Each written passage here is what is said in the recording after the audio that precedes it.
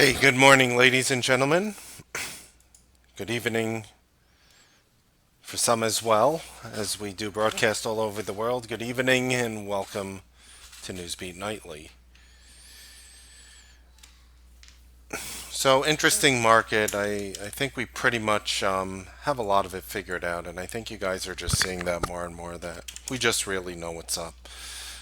No reason to talk about my worst trade of the day because there really wasn't any. There wasn't any real worst trade that I was a part of that I said, maybe I shouldn't have done it this way. So, best look of the day was an intraday call on Restoration Hardware. So, Restoration Hardware reported. I'm just going to try to just delete some things here. I want to make it look as easy for you guys as possible. And please, please do not get intimidated by somebody else's charts. Just ignore everything you see here with the exception of the candlesticks.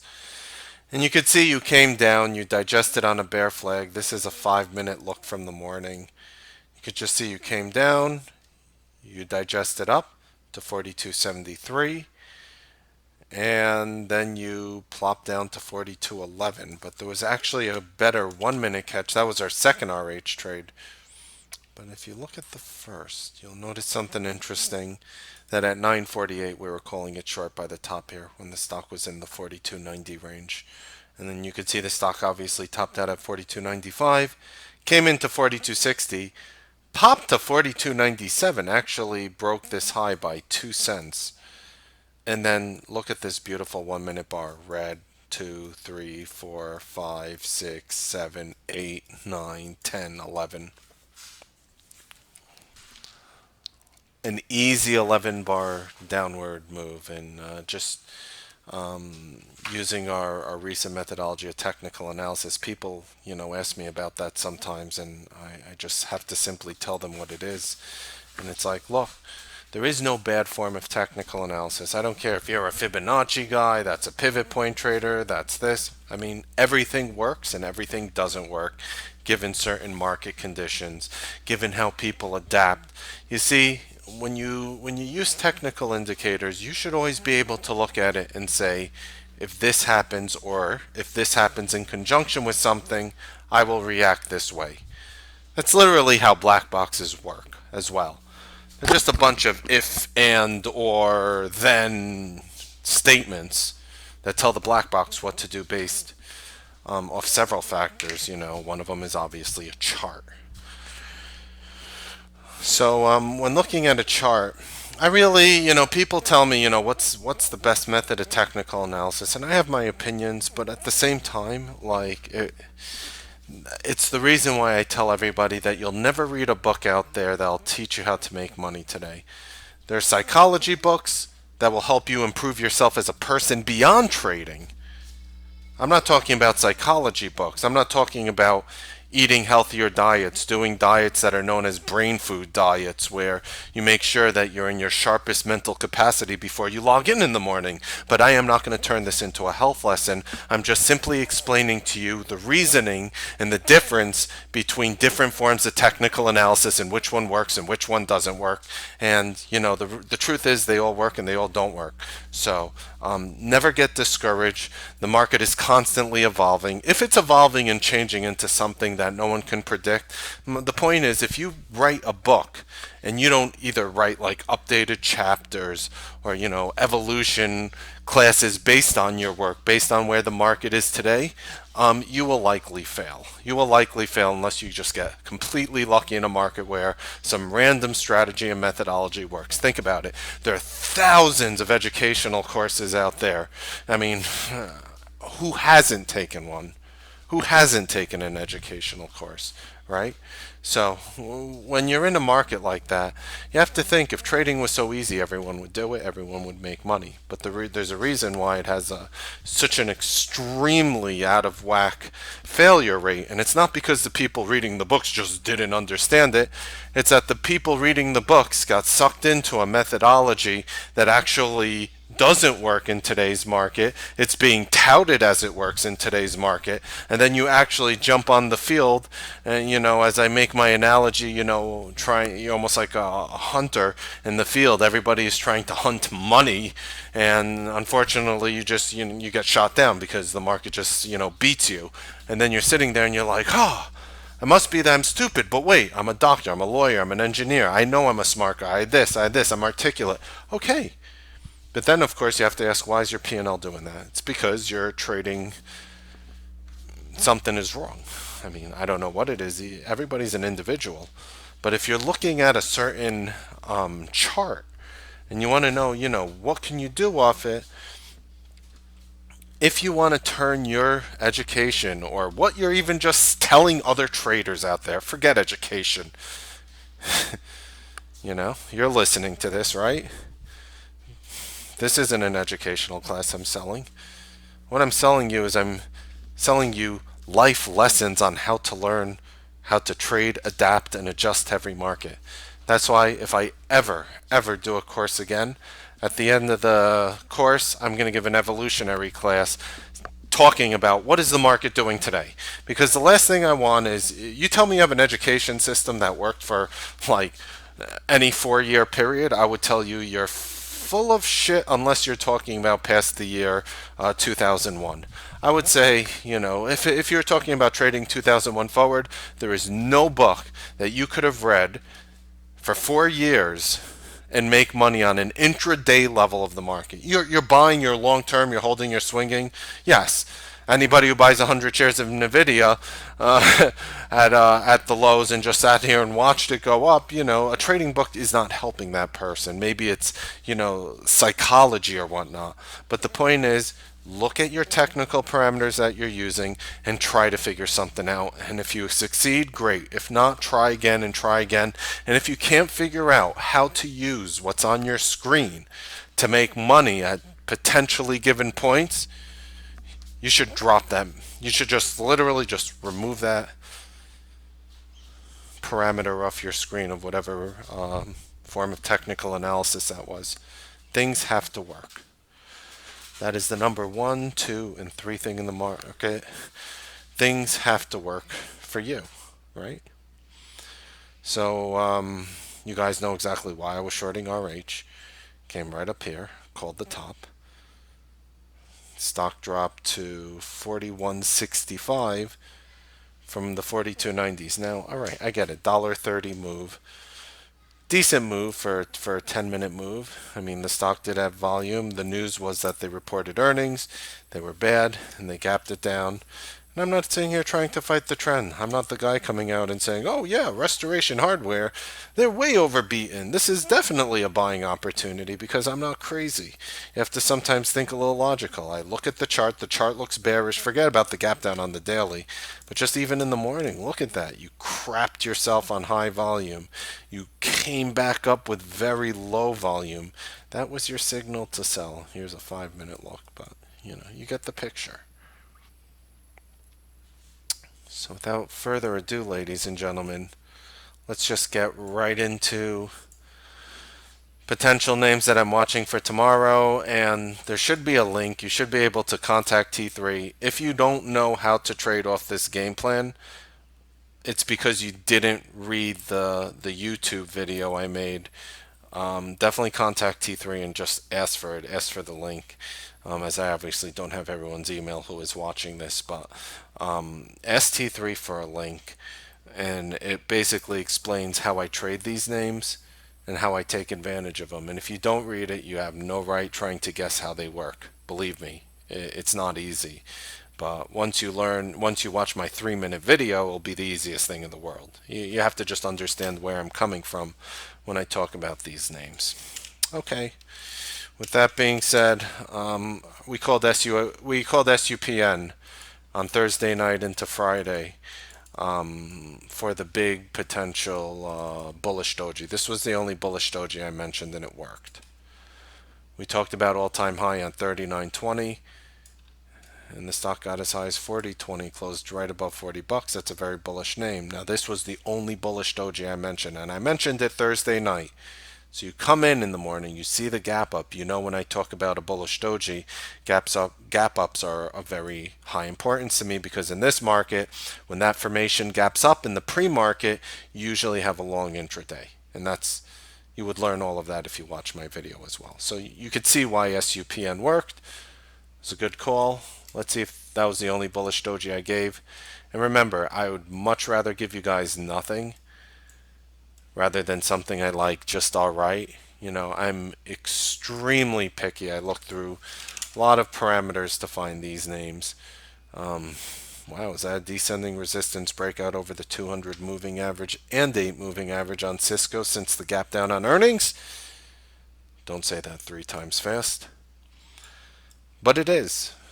But it is. This is what it is right here. Cisco's trying to break out. I wish it did it with more volume, but technically, the type of mess that this stock had, it looks decent. I might come back to it.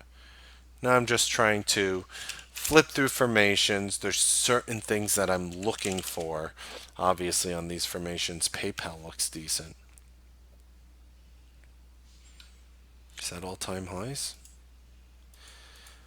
Yup. 53.64. I'm going to mention it, though, as a bullish breakout. You know what I can mention as a bullish? That's a bullish doji, actually, as either way. PayPal all-time high 53.64. Okay. Right. CSIQ is one we mentioned bearish. It actually plummeted to 1234 and then bounced. Wasn't a bad bear call. Let's see if we can find some more bullish ones.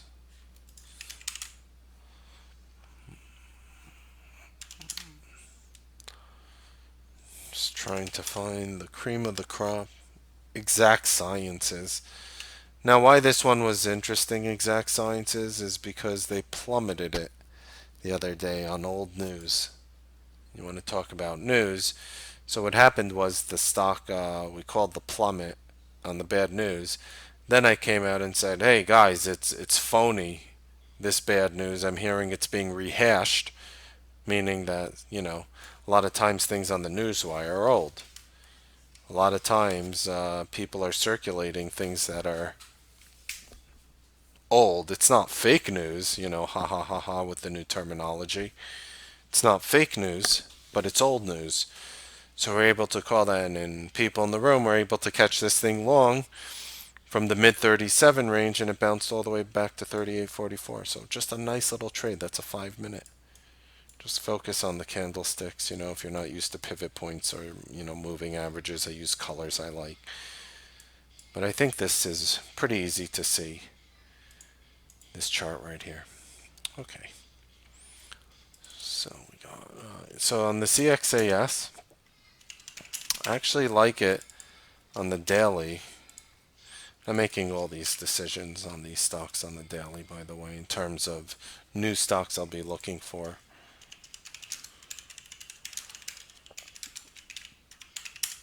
It's a nice looking one.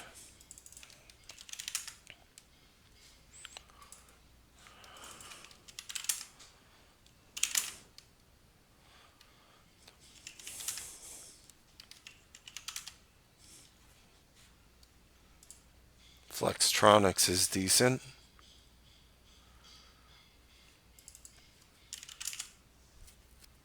Oh, wow, was that bearish? Wow, wow, wow, wow, wow. Might not resolve Monday or Tuesday, but this thing is definitely going to resolve by Wednesday. Between Monday and Wednesday, this thing will resolve, and I think it's going to be resolving down. So I'm going to call GME as a bearish breakdown. I am still looking for bullish names too, but a lot of times you find bearish ones. I mean, I'm going to mention bearish breakdown.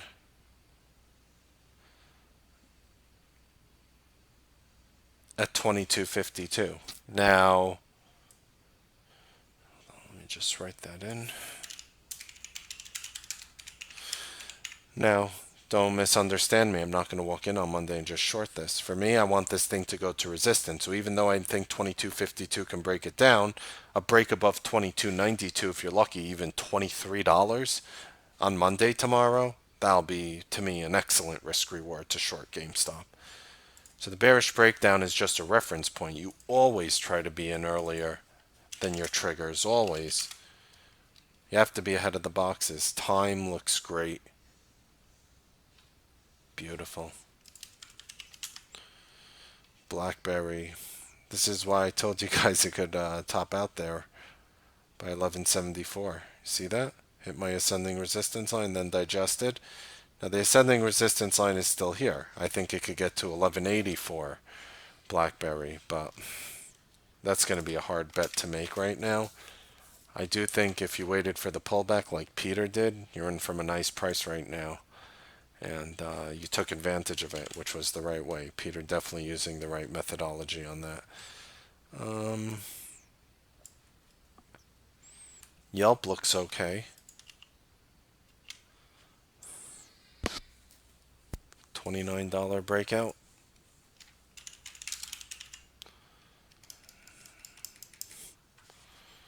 I like it because there's an A plus trigger at 29.69. That's why you have to watch it.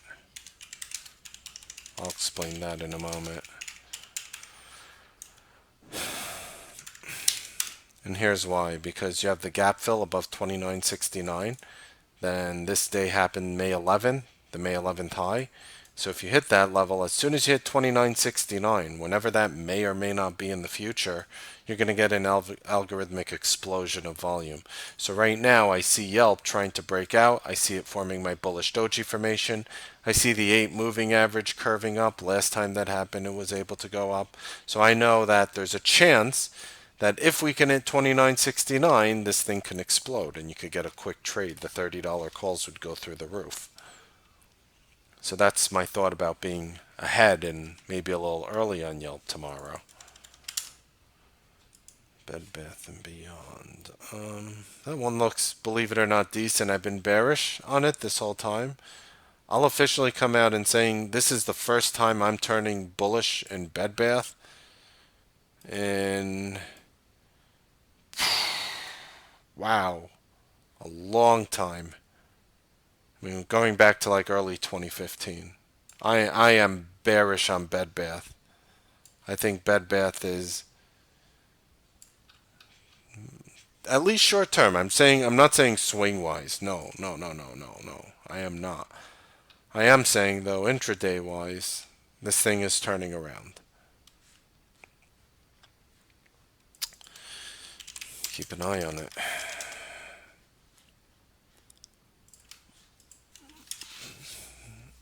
Wayfair. Oh my goodness. This is a doji is such a high-end doji though. It's above all-time highs. Right? Let's see. Yup. 68.56 all-time high.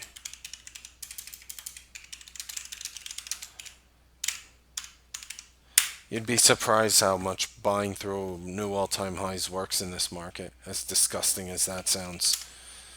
Buy at all-time highs, sell at even all-time highers.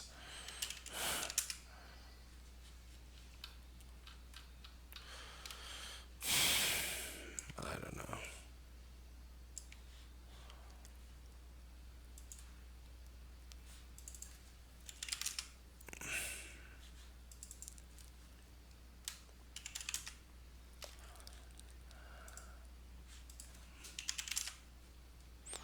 LVLT.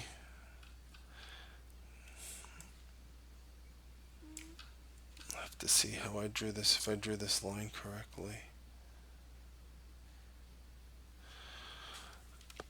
A little up more, but I mean, I have to mention this through 6207.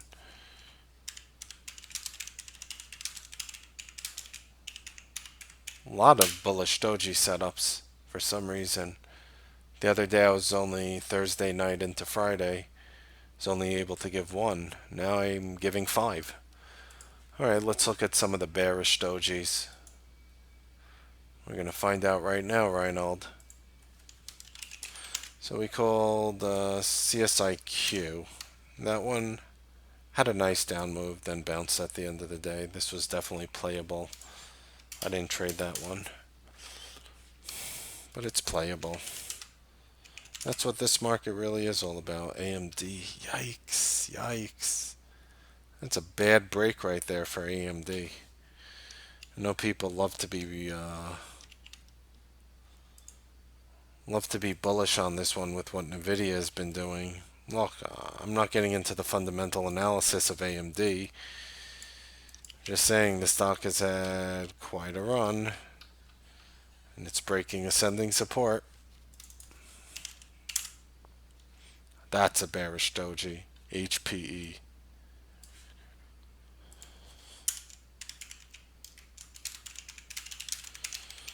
Look at that. Why do I like this one? Huge volume on Thursday.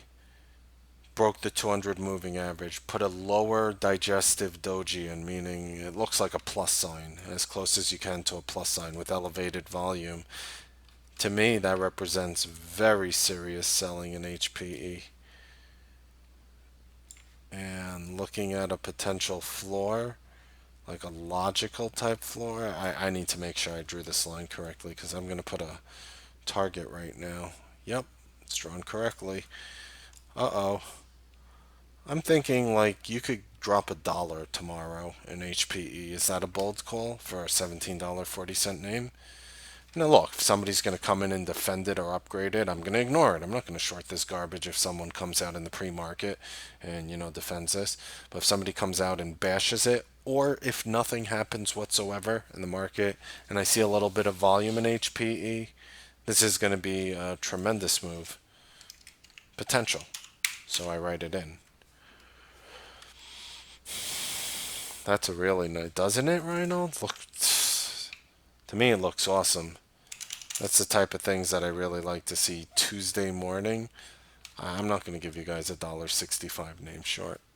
If you want to, I'm not trading it. It does volume. It's 2 million shares.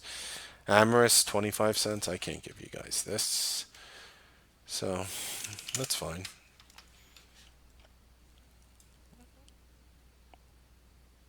Sometimes there are very low volume names in which I do look to short. Not low volume, but excuse me, low stock price. So that's why I do keep them on and look at them. Oof, look at double L, bearish engulfing candle. That's obviously candle that breaks the prior day's high and low. Did it with elevated volume.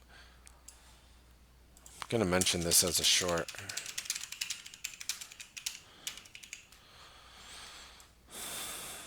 See what JC Penney is up to. Trying to break out. Yeah, this is one we called bullish recently too. Both of them closed underneath the 21. Worried about that. And of course there's Palo Alto. That's a nice bullish doji. I'm going to mention this one as a bullish doji just so we have an extra one. Look at that. Is that beautiful or what? Gapped up huge on earnings after getting crushed. Stuck within a gap fill potential to $151. Closed above the 200 moving average, which is going to knock out a lot of the shorts, the algorithms, the black boxes who are short. A lot of them will cover on that move. Digesting on a doji yesterday, excuse me, meaning the last day of trading on Friday. This one looks like a winner. But that's a long, Reinhold. But I think it's almost easier sometimes, Reinhold, to look at beaten up names and want to go long. I mean, Palo Alto is far from nirvana in this market. I mean, the stock was over $200 in mid 2015. Stock in late 2015 was even over in the 190s. The 2016 high was like $165. So this one is definitely away from its heyday, so to speak. So I think this one has a potential. Right. We mentioned Dollar General bullishly. That one worked, and now look what a beautiful bullish doji that is. Just gorgeous.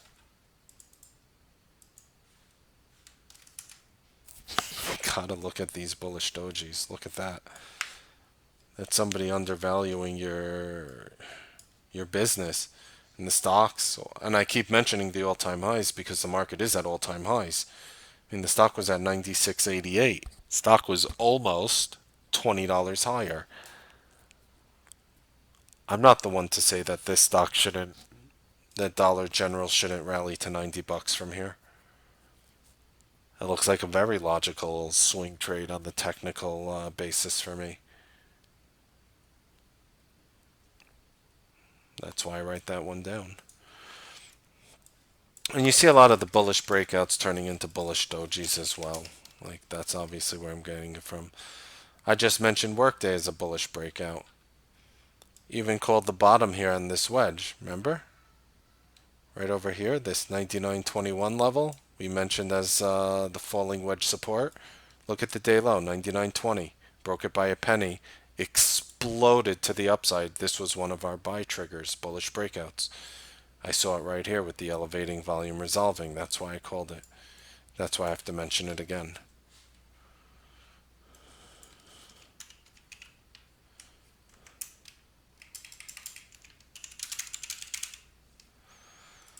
Beautiful setup. Okay. A lot of names, a lot of names. I'm going to go through another screener now. This one pretty much looking for stocks that have been elevating in volume. That's the simplest way I could put it. Stocks that had high comparative volume to what it's used to trading. Names that are easily tradable. Names that do put in a decent amount of shares to begin with. Wow. That's one ugly chart.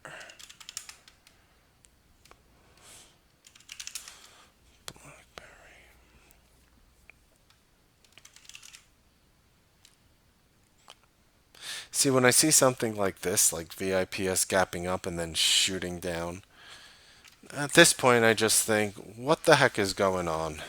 They gapped the stock up because they thought it was obviously good earnings, good news, and then you yank it down. When I see a formation like this, I don't need to waste my time figuring it out. To me, there's just such easier and better opportunities to trade. Avago breaking out, now that's nice. 255.82, the all-time high. 255.82, all-time high. You know what good chances you have of analysts coming in Monday morning and upgrading this thing?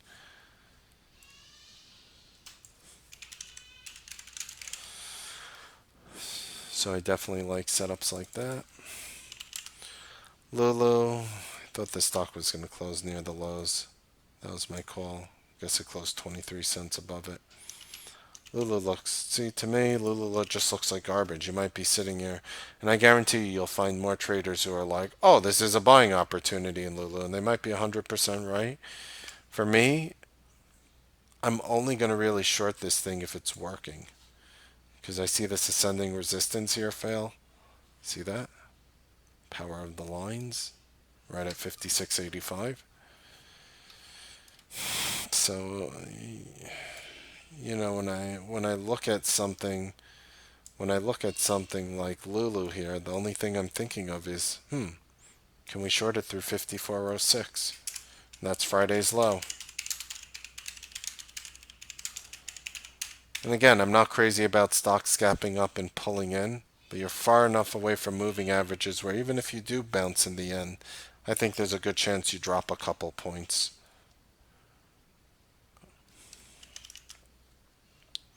LL was one of our bearish breakdown stocks. No, that was bearish breakout. Now it's bearish breakdown. GME, that was a bearish breakdown stock for me, but again, the stock would have to really pop up. The only stock I mentioned as a bearish breakdown, ironically, was, if you wanted to know, this was the worst trade, shorting Edit, but it was just very light conviction and ended up costing me like a couple hundred, but, you know, nothing major.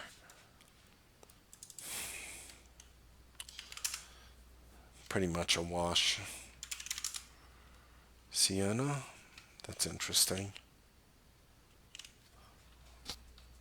It's another one that could break out.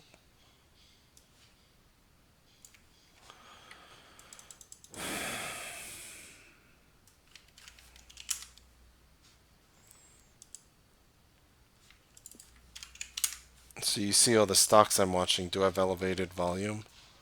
Look at Caesars. Yikes, this stock is beaten up. Very strong close though. I'm not going to mention it. You can write it down because I think it trades in like nickel increments and it's just funky. But it's a nice breakout. I'm not writing it in. Express. That's weird looking. Looks like it wants to climb back up here to support. Excuse me, resistance, which was support. So I could see this thing having its move to just under $7. 680s, 690s, depending on when it tries to hit it. I can't get excited over this company. I do think Express could go higher. I do think this company is going to switch online and potentially make it. But I'm not buying it in this range. Can't. Amazon is just doing too much damage to all these companies. It's the bottom line. It's nothing personal. But Amazon is crushing you guys, and you guys are suffering, so I don't really have to be that person who's trying to bottom pick when it comes to the retail industry. Because I don't see it improving. Do you? Do you guys see retail improving? Yeah, I know these companies aren't going to go out of business. Most likely, some will. As you know, pretty much as people have seen, clothes outside of luxury brands have always been a trend. Cool kids wear this, a star wears this, and that's what makes your brand. That's why all these companies, they send thousands of free clothes to all superstars. They just literally send it to them in hopes that they're caught outside wearing them. Do you know that? Because everything is a trend when it comes to clothing. Remember Abercrombie and Fitch? Oh my God. I didn't know one kid in the cool section of high school who wasn't wearing some part of Abercrombie and Fitch. Me, I stay away except for their bathing suits, which I have some old ones and they're good quality and they work, but that's not what I'm talking about. I'm talking about the hats, the shirts, the jeans, the things that you see people wearing all the time. And this stock, I have to tell you, was an $85 stock, and it just got decimated, and dropped to near $10. What's going on? The market's at all-time highs. Nobody wants to wear this garbage anymore. And I say garbage lightly. They actually make a very good quality clothing, but nobody wants to wear them anymore because the trend is out. Ralph Lauren. When was the last time you bought a polo shirt for, 60, $70, $50, $40? You guys know what I'm talking about. Oh, back in the day, yeah. This stock in 2015 was $187. It got cut by two-thirds. Approximately. You see that? It's Ralph Lauren. Are they going out of business? No. But nobody wants to pay these obnoxious prices for clothes anymore outside of luxury brands. You'll always find somebody who wants to buy a Chanel bag in any economy during any period, always. You'll always find girls shopping for Jimmy Choo shoes. You'll always have those people.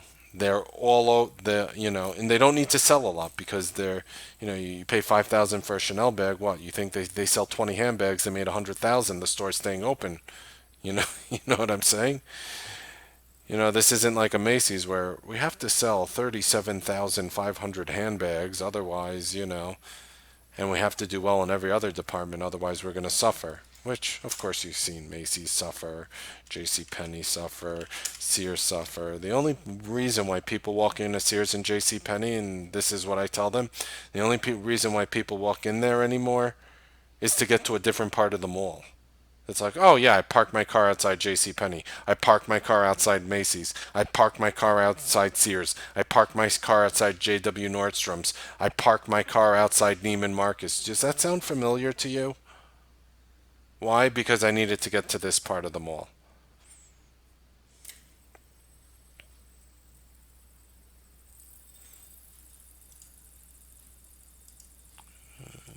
Oh, did you buy anything while you're there? No. I walked through the store, used their escalators, and walked right to the exit. And then I came back through the store when I had to leave because it was the closest way to get to where I parked my car. That's why people go in department stores. Feels like 95% of the people you see in those department stores will never dream of buying anything in there. And why not? It's a ripoff. I mean, who goes to a department store to save money anymore? You kidding me? You think I'm going to buy my Ralph Lauren shirt?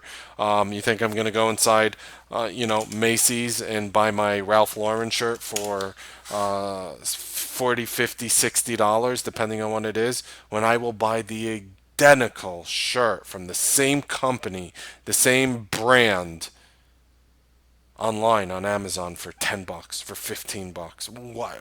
Why would I sweat it? Why do I need to go and touch it? No, it's a very female thing, and it's not any sexist remarks. My wife is one of those people, but what I've realized are females, because they dress better and care about their appearances more than men, will go that extra distance to say, I want to see how it looks on me, this, that, this, that. Well, a man, it's like, what shirt do you wear? Oh, me? Extra large. Oh, really? Just XL? Yeah, that's it. Ask a woman what size she wears. She'll be like, from which company? You know what I'm saying? Oh, I wear, this in this company, small in this, medium in this, large in this. It's like, what? Really? Yeah. Be interesting. It'll be interesting to see if they could hold on. But nonetheless, that is what I am watching, ladies and gentlemen. If there any technical analysis I can offer you guys, now would be the time to ask. Sometimes you could logically figure out why certain things will work and certain things won't work.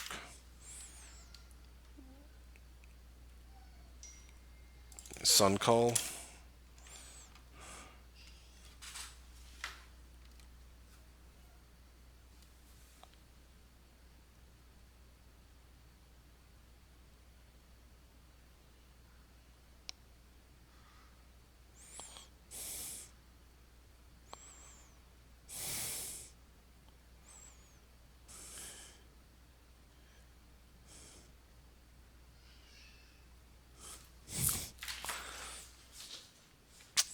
Sun call. I mean, you were looking in particular for a call name. Now, I don't need to tell you because you know this probably better than me because you probably did more fundamental analysis than me on this, Reinhold. But Cole has been weak. All right, obviously. All right. Is Trump going to keep his promise? Are these call names going to. Right now, these call names are trading lower than after Donald Trump became president. Now, that's amazing because the whole market rallied, right? And he made some huge promises to the coal workers. So far, I'm not saying he won't. I mean, look, I'm not judging him. This is not a political debate. So far, he hasn't. That's all I'm saying. Will he? I do believe so. Why? Because if he doesn't, he's going to owe some, he's going to lose support of all the laid off coal workers which were supporting him during his campaign. So unless he wants to really screw those guys over, he better step up and do something. I think he will. Personally, I think he'll end up doing it, but very beaten up industry. Nonetheless, potential buying opportunity, digesting over descending resistance, getting above the 21, the 50, and the 8 moving average. The only thing you really want to see is a break of 938 tomorrow or wherever the 200 moving average is, and maybe you get that little lift. I like the fact that you resolved here. I don't like that you did it on very low volume, so it's like, oh, it might just be low conviction in the end.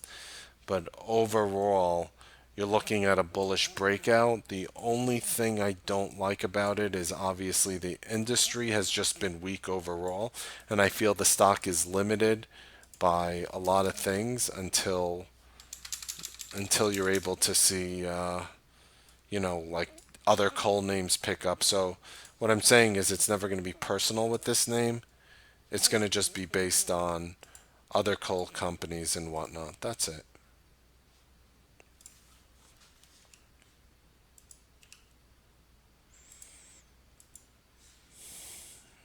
So it's the yes, I do see the bullish doji sandwich. I do like what you're watching. I just wish you did a ton of volume on Thursday, not Friday. Friday's volume is fine, but you didn't do a ton of volume on Thursday, and that's the only thing I don't like technically over here.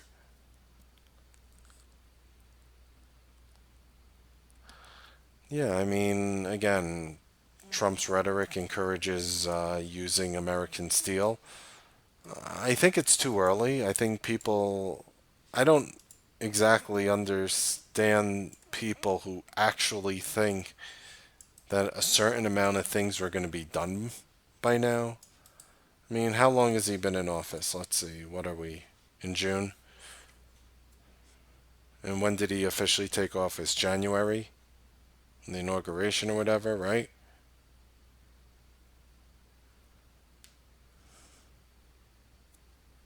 So January to February to March to April to May to June. What has he been in? This is his, 5 months. So again, I think that's going to create buying opportunities if you believe that things are going to get better in terms of him doing some sort of government, obviously government deals to produce energy via clean coal technology, whatever that means. I don't even know if clean coal is a cover up. I have to do my research on the amount of pollutants in free coal. I know we're not part of the Paris Accord. And, it's funny. So many people are asking me and sharing me their opinions on the Paris Accord. And a lot of people, I get a couple people that a lot of people have a lot of respect for without saying a lot of times. And they asked me about it. And, I say this. And I say this to everybody. I'm like, well, I don't care whether you agree or disagree with the Paris Accord. I don't think you earned a right to comment on it. And they're like, what? What? These are my friends. Like, I don't think you earned the right to comment on it. And they'll stop and they'll say, why? And then I'll ask them, have you read one word of the Accord? Have you read one word? Have you found the Paris Accord online, read one word, or are you repeating talking points from any news network you listen to with whatever political bias they're on, left or right? So when I ask people that question, they usually tell me, no, I haven't read it. So I stop and I say, do you see the problem here with you liking it or not liking it? And it being the Paris Accord? I mean, do you see a problem with that? That you're commenting on something you've never read, you're just listening to hearsay? And as soon as I say that, every person agreed with me on that. Every person was thrown back that I said they shouldn't have an opinion on it. And I say, because you haven't read it. So just keep that in mind that all I ask is have whatever opinion you ever want to have on certain matters. You're entitled to them. But do as best due diligence as you can. Read something if you're going to have an opinion on it. And I think it's almost impossible for the American public to have an opinion on it because it's not an easy document to find. People ask me, oh, Mark, have you read the Paris Accord? And I'm like, yes. I have read a lot of it. I didn't go through the 1,000+ pages, but I read a lot of it. And if you read some of the things inside, I mean, then you should be able to base your opinion. That's all I'm saying. And, unfortunately, I think there's a lot of uninformed people on this subject, and I really think they should have made the public have easy access to it. I think the public should have had easy access to the document, and we would have a lot more informative minds commenting on more or less rather subjective potential content and matter. Hope you guys enjoyed the live trading broadcast and the Newsbeat Nightly. Happy trading, make money. We'll see you guys tomorrow morning. on the Newsbeat live trading broadcast. Have a wonderful, wonderful evening.